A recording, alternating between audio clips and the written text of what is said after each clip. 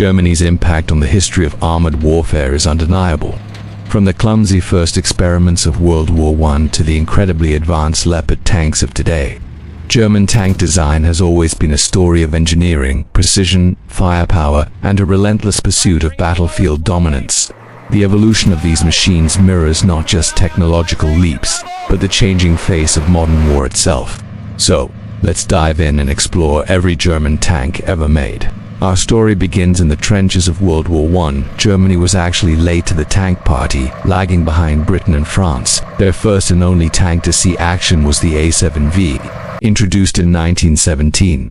This thing was a monster, huge boxy vehicle weighing over 30 tons, armed with a 57mm cannon and several machine guns. It was more like a mobile fortress on tracks. Only about 20 were ever built, and they were notoriously unreliable.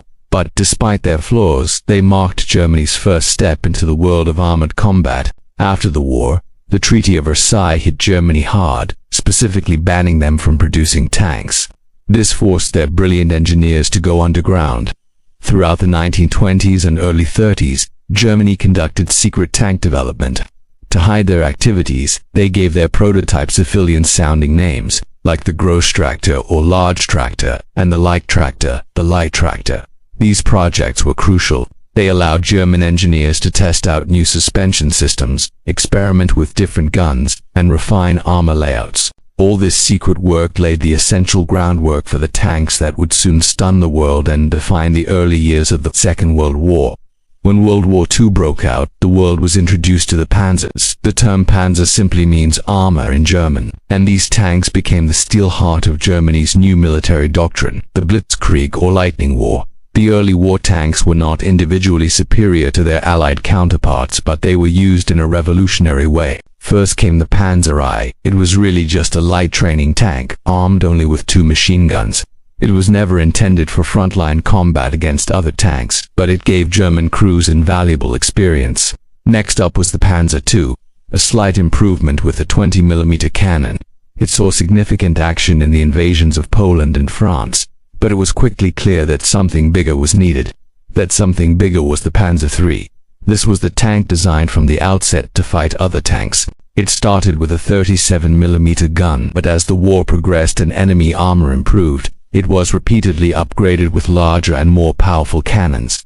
It was a workhorse. Alongside it was the Panzer IV, originally designed as an infantry support tank with a short-barreled howitzer. The Panzer IV proved to be incredibly versatile. It was up-gunned and up-armored throughout the war, eventually becoming Germany's most produced and most important medium tank. Together, these panzers formed the core of the divisions that rolled across Europe, enabling the rapid combined arms tactics of Blitzkrieg. As the war dragged on, the nature of tank combat shifted. The initial shock of Blitzkrieg wore off, and Germany found itself facing increasingly powerful Soviet and Allied tanks. This sparked a new phase in German tank design, leading to the creation of some of the most famous and feared heavy tanks in history. The first of this new breed was the Panther, or Panzer V, which arrived in 1943. The Panther was a direct response to the Soviet T-34. It combined sloped armor for better protection, good mobility for a tank of its size, and a long-barreled high-velocity 75mm gun that could knock out almost any enemy tank at long range. Many historians and tank enthusiasts consider the Panther to be one of the best all-around medium tanks of the entire war.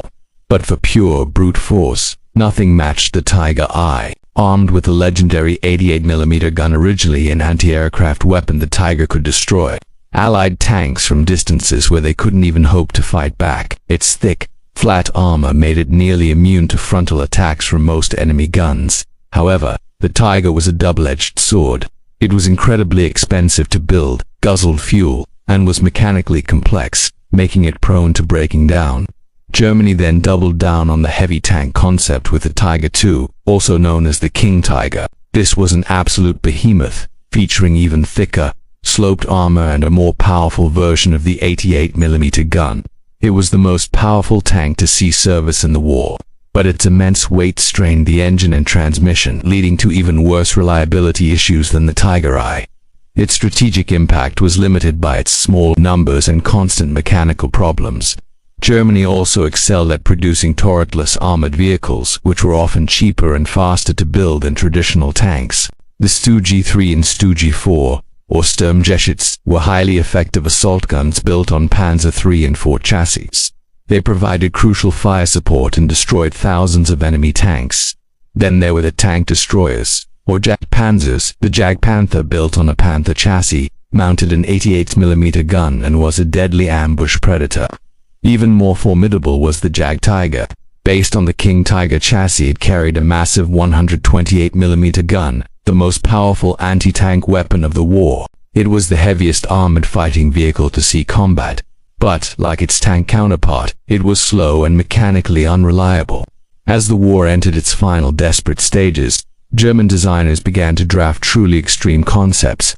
The most famous of these is the Maus, a 188-ton super-heavy tank. 2 prototypes were built, but they were so ridiculously heavy and impractical that they never saw combat.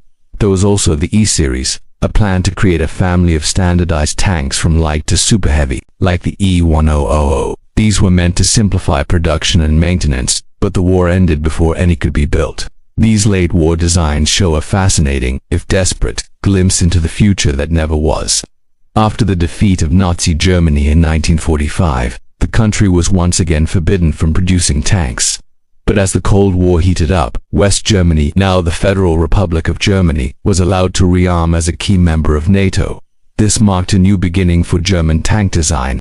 East Germany, on the other hand, became part of the Warsaw Pact, and was supplied with Soviet tanks like the T-55 and T-72, never developing its own designs. The first major post-war German tank was the Leopard I, which entered service in the 1960s. Its design philosophy was a complete departure from the World War II heavy tanks.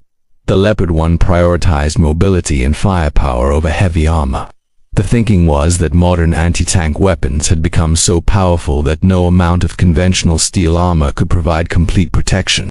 So, it was better to be fast, hit hard, and not get hit in the first place. The Leopard I was a huge success and was widely exported around the world. Then, in 1979, came the game changer, the Leopard II. This is, without a doubt, one of the most advanced and successful main battle tanks in the world. It brought back the focus on protection, using revolutionary composite armor. It's armed with a powerful 120mm smoothbore gun and features an incredibly advanced fire control system that allows it to accurately hit targets while moving at high speed over rough terrain. The Leopard II has been continuously upgraded over the decades and remains in service with numerous countries today. A true testament to its brilliant design. Looking back, a clear philosophy emerges from German tank development. There has always been an emphasis on high-quality engineering, superior optics and guns, and achieving tactical superiority, rather than just overwhelming the enemy with mass production. This approach created some of the most technologically advanced and feared tanks in history, though often at the cost of production numbers and mechanical reliability. From the lumbering S-7V of World War I to the sleek, lethal Leopard II of the modern era, the story of German tanks is a captivating journey of innovation, ambition, and adaptation. It's a history that has not only shaped Germany's own military but has left a permanent mark on the very concept of armored warfare worldwide. Thanks for watching. If you enjoyed this deep dive into military history, be sure to hit that like button, subscribe, and ring the bell so you don't miss our next video. See you next time.